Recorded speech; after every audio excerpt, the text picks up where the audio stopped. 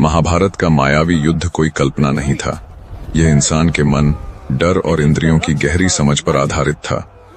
आज भी नकली लक्ष्य दिखाना, गलत सिग्नल भेजना और दुश्मन को भ्रम में डालना युद्ध का हिस्सा है। महाभारत के राक्षस योद्धा इस कला में माहिर थे। वे जानते थे तलवार से पहले डर और भ्रम वार करते हैं। नंबर 7 पर है द्रौपदी का अक्षय पात्र और प्राचीन साइंस। अक्षय पात्र का सीधा संबंध द्रौपदी से जुड़ा है। यह पात्र उन्हें सूर्य देव के वरदान से मिला था। वैदिक परंपरा में सूर्य केवल देवता नहीं, बल्कि ऊर्जा, जीवन और पोषण का स्रोत माना जाता थे। इसका मतलब साफ है, अक्षय पात्र की शक्ति किसी न किसी रूप में सूर्य से ही जुड़ी थी।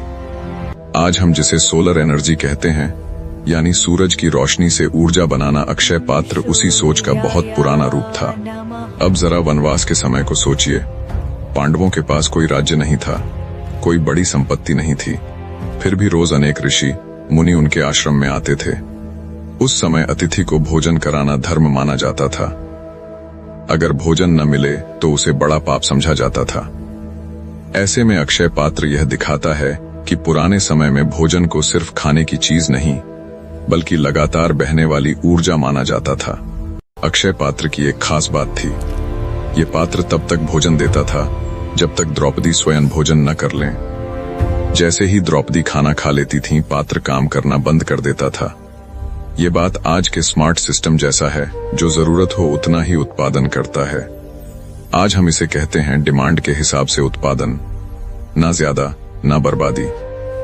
अगर इसे ऊर्जा के नजरिए से देखें तो ऐसा लगता है कि अक्षय पात्र सूरज की ऊर्जा को किसी तरह भोजन में बदलता था।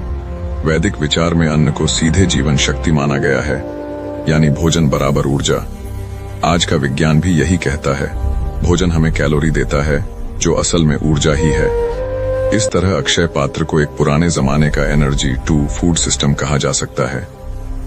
पुराने भारत में विज्ञान काफी उन्नत था। धातु विज्ञान, खगोल विज्ञान और रसायन ज्ञान तीनों में संभव है कि अक्षय पात्र किसी खास धातु से बना हो, जो गर्मी और ऊर्जा लंबे समय तक संभाल कर रख सके। आज हम थर्मल बैटरी और हीट स्टोरेज सिस्टम इसी सिद्धांत पर बनाते हैं। दिन में ऊर्जा जमा करो, रात में इस्तेमाल करो। अक्षय पात्र भी कुछ ऐसा ही रहा होगा।